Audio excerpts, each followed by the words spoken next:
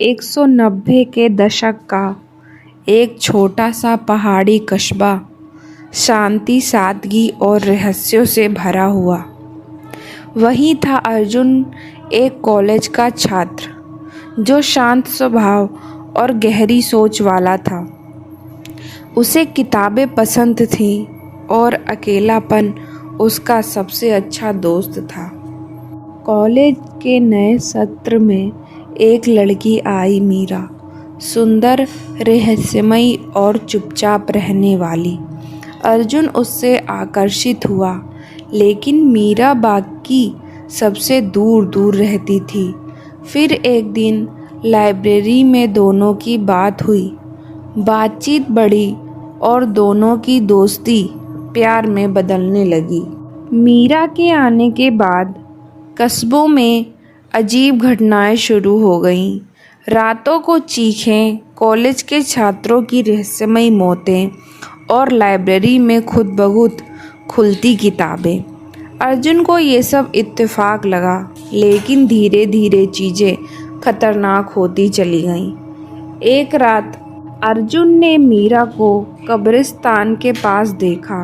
वह किसी से बातें कर रही थी, लेकिन वहाँ कोई नहीं था। उसके चेहरे पर अजीब सी क्रूर मुस्कान थी। अर्जुन को शक हुआ और उसने उसकी पिछली जानकारी जुटाना शुरू कर दिया। उसने पाया कि मीरा जैसी एक लड़की 20 साल पहले इसी कस्बे में मर चुकी थी, आत्महत्या, प्रेम में धोखा मिलने के बाद। लेकिन उसकी लाश कभी नहीं मिली थी। कहा जाता है कि वो वापस आएगी, अपने प्रेमी को पाने और बदला लेने। अर्जुन धीरे धीरे समझने लगा कि मीरा कोई साधारण लड़की नहीं, वह एक आत्मा है।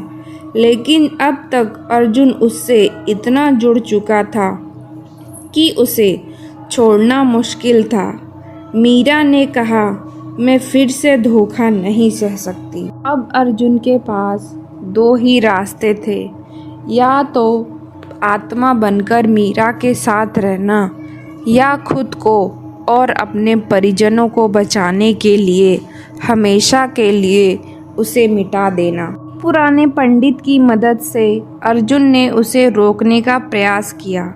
एक रात मंदिर में, जहां मीरा पहली बार आत्महत्या करने गई थी, अर्जुन ने मंत्रों के साथ उसका सामना किया।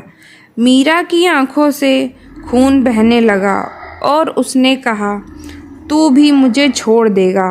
अर्जुन ने कहा, मैं तुमसे प्यार करता हूँ, पर ये रास्ता सही नहीं है। मीरा चीखी और अंत में रोते हुए खुद को आग में झोंक दिया, इस बार सचमुच के अंत के लिए। कस्बे में शांति लौट आई। अर्जुन आज भी अकेला है, लेकिन उसकी आंखों में वो तस्वीर बसी है, एक खूबसूरत लेकिन खूनी प्रेमिका की, जिसने प्यार के नाम पर सब कुछ खो दिया।